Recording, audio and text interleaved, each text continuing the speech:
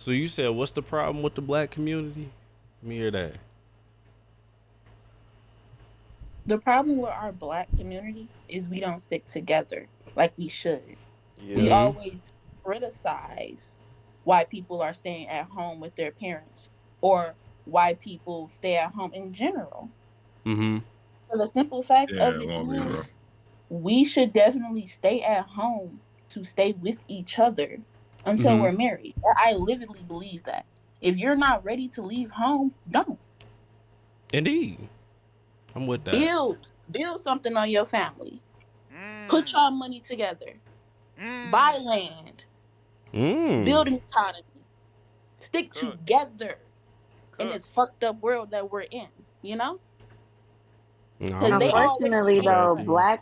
black moms be like, "Well, shit, you 18, you grown, you gotta get the fuck on." Like that's That's just, crazy. that's the problem. And you yeah. see, here lies with the generation before us. They weren't raised that way. You see, our generation, we not gonna take that shit. We not. We falling on our ass because of the shit that they did. Hmm. Mm, it's two sides to that. It's two sides to that. Cause I think that our generation is not really doing okay. So like I was just talking to somebody about this. I think 2 days ago. Um, damn, who was no? I was just talking to my boy Jamil about this yesterday because his birthday was yesterday. He just turned 25, Hmm. and I was like, well, my life turned around for me in a drastic way because I'm saying I'm finna get married. You know what I'm saying this next year. And he was like, man, like, I'm trying to be on the same thing. He was like, I've only been with my girl for a year, but I kind of feel like she the one. I don't really want to wait, all this other different stuff.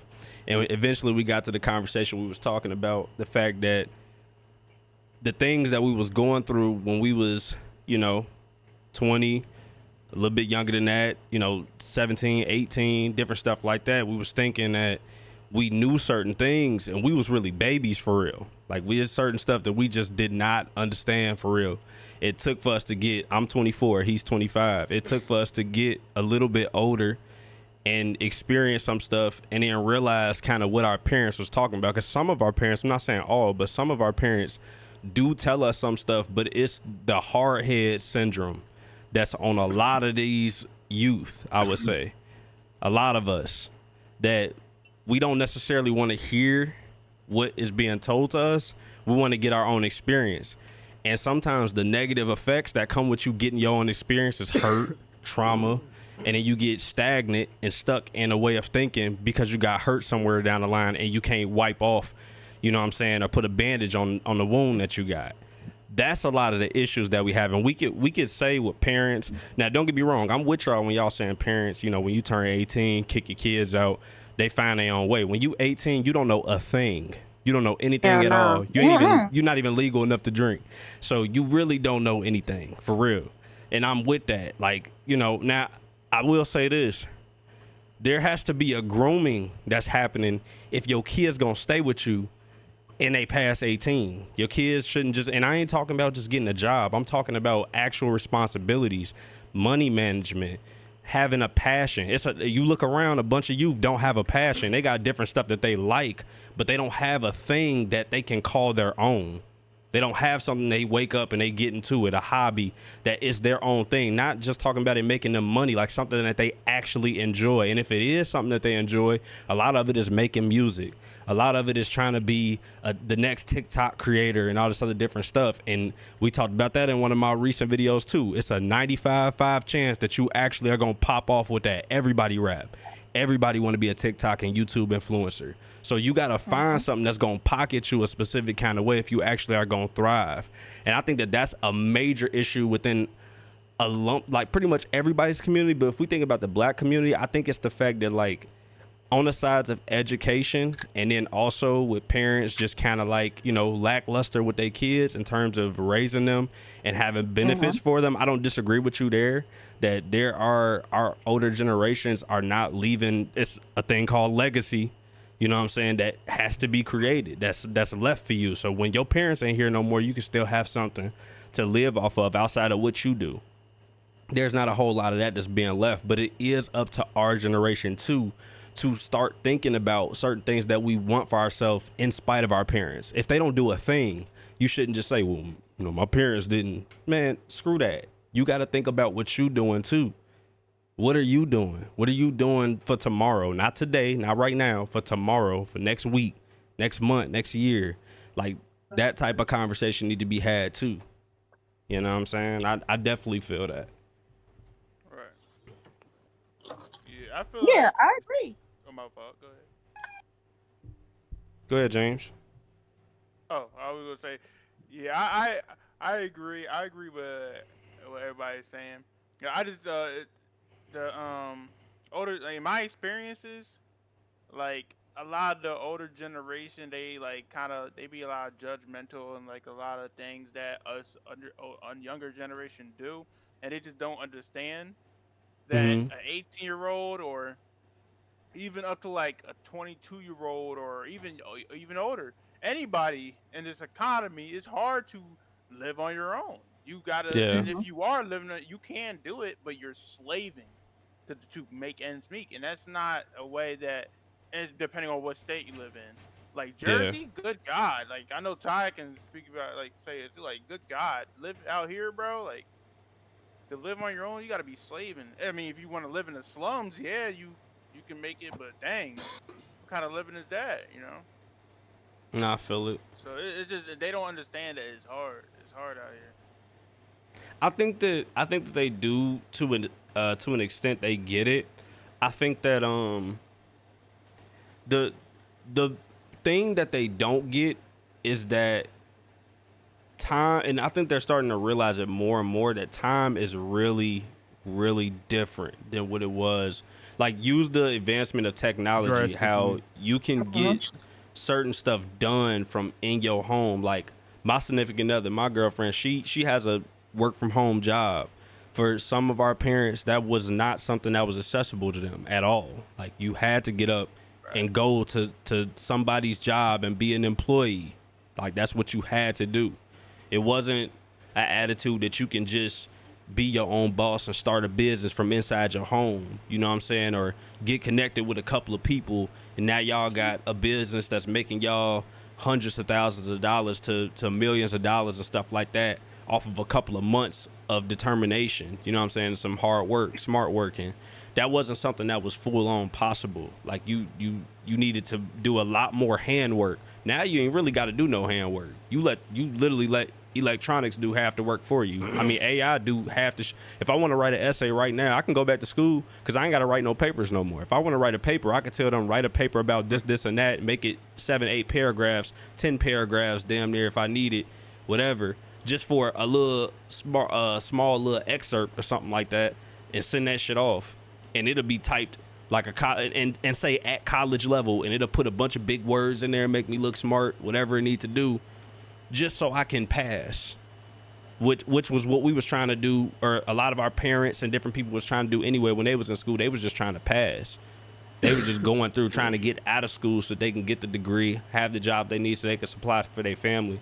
And I think I'm with Sue where she's saying, you know, with your family, get land, do things that is going to allow you to have wealth at your own expense, like that you won't have to be handed something, you won't have to have a middleman, you won't have to this, you won't have to that. Like, own. Like, I know for me personally, the next home that I get into, in this house that I'm in right now, I really don't want to move. If I'm finna go rent somewhere else, I'm good. I need to own the next place I'm going to. I need a mortgage. I'm not trying to rent shit. I'm good off that. So it's just kind of taking yourself out of that mentality, even as a young individual, because, and this is the sad thing too, that's not necessarily my point with this, but our young generation is going to have to grow up a little bit faster because of the way that technology is advancing, and people can't be left behind. So certain things that you used to be able to kind of take for granted and, you know, kind of lean on your parents for, your parents struggling too. So if you don't want to struggle, you might have to get to it a little bit earlier and figure it out, because everybody's struggling. Like, the cost of living, you talking about Jersey. I mean, Chicago, it ain't Jersey, but it ain't too much different either. the suburbs, like, cause I don't live in the city of Chicago. I live in the suburbs. The suburbs is different than living in the city. It's a lot more expensive. You know what I'm saying? So just Facts. being able to do that shit on your own is not, it's not that easy. But I don't know. You gotta. That's why I say find you a hobby, find something that you are really interested in, and really take over. You know what I'm saying? And not in terms of, you know, beating everybody else to it, but for yourself. Because I think the thing that we gonna find out too, and I'm saying this more so for you, James, too, because, you know, we believers. You know what I'm saying? We Christians. No, like, you gonna find out, bro, that all of these different things that you're trying to, like, not you specifically, just generally speaking, all the different things that we're trying to, like, source ourselves for, we got to know what the true source is. When you getting up and you going to work every day, you're not doing that with your own energy. You're not doing that with your own mindset. You're doing that for a purpose.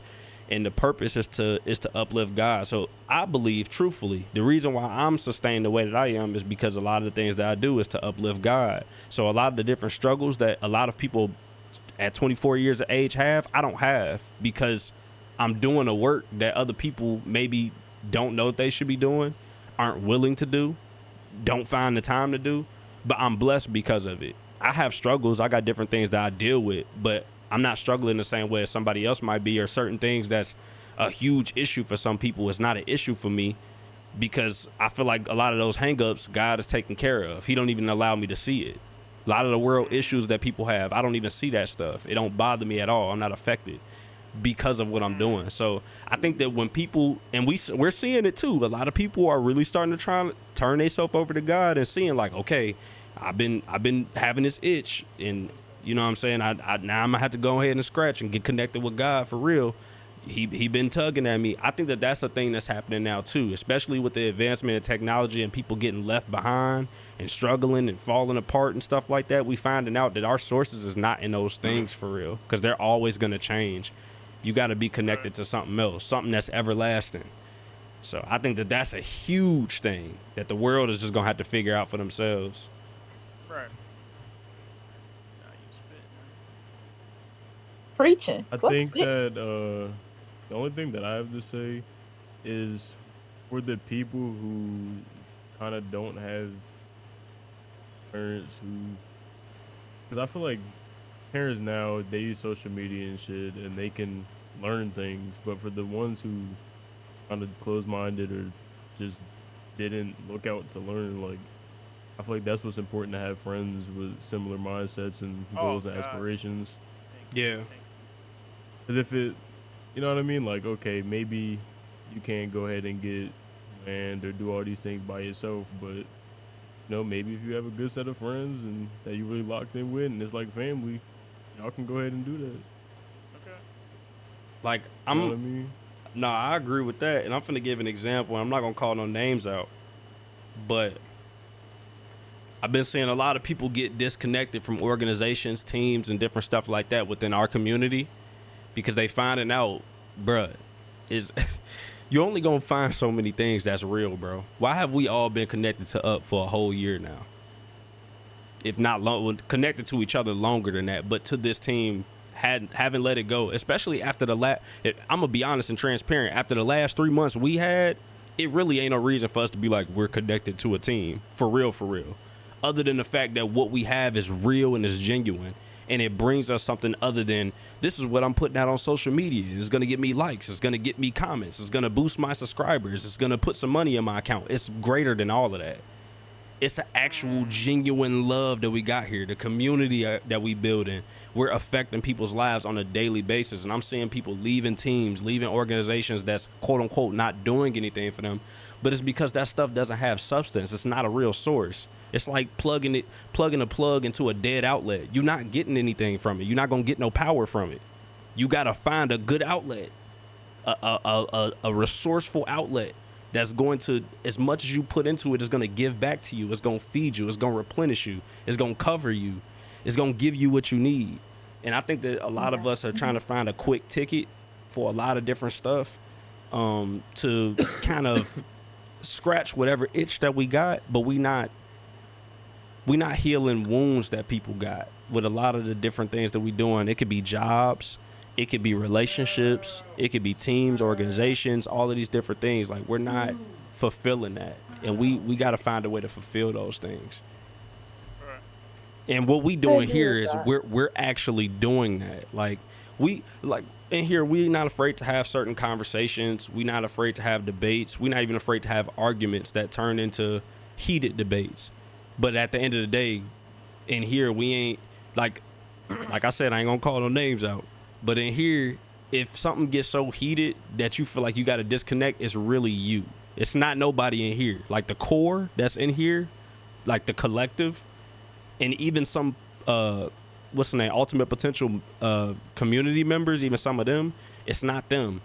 It's the new people that don't really know our energy for real, that when they come in here and we having a debate or we having a discussion and there's a disagreement and they can't handle it the right way, they got to step back and look in the mirror for a second, because it's not us. It's never been us.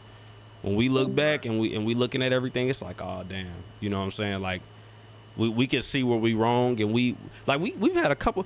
My favorite debate that we ever had, bro, was when we was talking about the tipping situation. That was my favorite debate, like, hands down. That was my favorite one, because it was relentless. Like, nobody was letting down on how they felt, and at the end of the day, I had to cave, bro, because y'all was just right. At the end of the day, regardless of how I felt, I had to cave, because when somebody's just right, they're just right.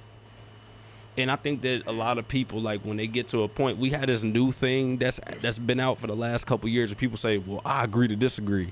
And that don't really solve nothing. That's just kind of you saying that you got beat sometimes, depending on which side it's on. You got beat in an argument or a discussion, and you kind of just don't want to say that a person is right, or you really standing on your point, and, you know, you just feel how you feel, but you don't want to agree with that person. It goes either way at times, but I think in a lot of conversations that's had, it is necessary to be like, you know what, my way of thinking might be a little flawed. You right about that. Or let me go back and think about that, because I didn't think about it that way. That's something that I've been trying to learn to say, opposed to saying, like, I agree to disagree. I didn't think about it that way. Like, I'm going to go back and actually think about that, because a person could actually be right and you could really be wrong. And you don't want to take one thing I've been learning too is I'm 24 years old and I'm only going to get older. So what I don't want to do now is start to get in a way of thinking to where when I get older, can't nobody change my mind or make me go back to the drawing board and be one of them old people that's stuck in their ways. I don't want to be that person. I don't want to be that person. I always want to be able to learn new stuff. I want to be teachable. I want to be cordial, you know what I'm saying, and be able to have conversations and have my mind state change, you know what I'm saying, and elevate, not just be grounded at the same place that it was at 24 and now I'm 50 and I'm still thinking at 24. That's crazy. Can't be that person. Sorry. Right.